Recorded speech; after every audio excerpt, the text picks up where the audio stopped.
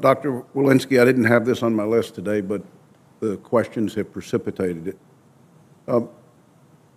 Do you really not know the answer to the number of vaccinated individuals at CDC, or did you just not want to answer Senator Cassidy's question? We're still actively working on collecting those data, and those data are updated in real time. Could you provide that for the committee by Monday of next week? We are working towards updating those data, and I would have to speak with my staff about where we are and whether those numbers are going to be available on Monday. Dr. Walensky, I just remind you that there's an executive order in place for all federal agencies that vaccinations for federal workers be concluded by November 22nd, and it says that actual date is November 8th, which is next Monday, because disciplinary actions have to begin on November the 9th. So if the collection is still in process, how are you going to start disciplinary actions based upon the executive order? We're actively updating those data. I just don't know exactly when they will be fully in, but certainly we will have those data by the appropriate deadlines.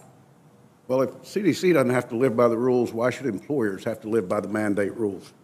As I mentioned, we will actively make sure that we are complying with the rules because we want everybody else to as well. Let me ask one last question, because I think what you've heard is a frustration by members about confusing messages that go out. It's confusion when somebody has to be vaccinated, though they've got natural immunity. It's confusing when this policy is in place for masks, and then over here it's changed. And I realize this is an evolving thing. But correct me if I'm wrong. The CDC website currently says that if you have had COVID in the last 90 days and you leave the country and you come back in, you're not required to be tested before you come to the United States. The website says we recommend that within 3 to 5 days of returning to the United States, you should have a COVID test. I'll leave on Sunday. I have double vaccination. I have a booster.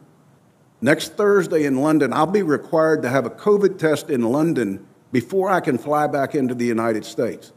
The CDC's own website puts more value on natural immunity than they do on 2 vaccine shots and a booster shot.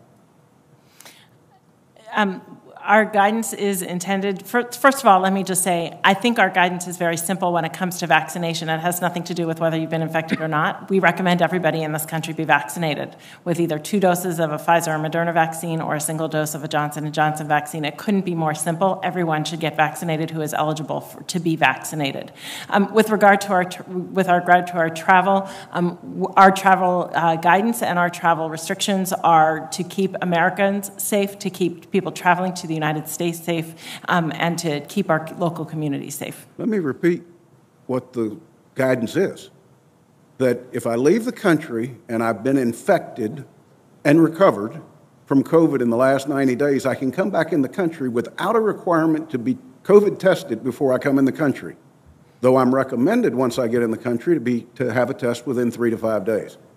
If I'm vaccinated and I'm boosted, if I leave the country, I've got to physically be tested outside the United States before I can return to this country.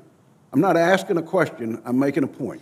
Senator, that is so confusing that there's every reason to believe that the American people can look at this and say, what the hell are you guys doing? What are you judging this based on? It's not common sense, and it's certainly not science. The scientific ground for these tests is that these PCR tests can stay positive up to 12 weeks. And so what we're working to prevent is that people who would have a persistently positive test from prior infection not be confused with people who are newly infected in that country. They actually have to prove that they've had a positive test. So we're not looking and misdiagnosing them as newly infected. Well, it's the science that's informing that policy. Your stated policy suggests that you put more value on natural immunity. It does. It does. It's the performance of the diagnostic tests, unfortunately. Thank you, Madam Chairman. Thank you.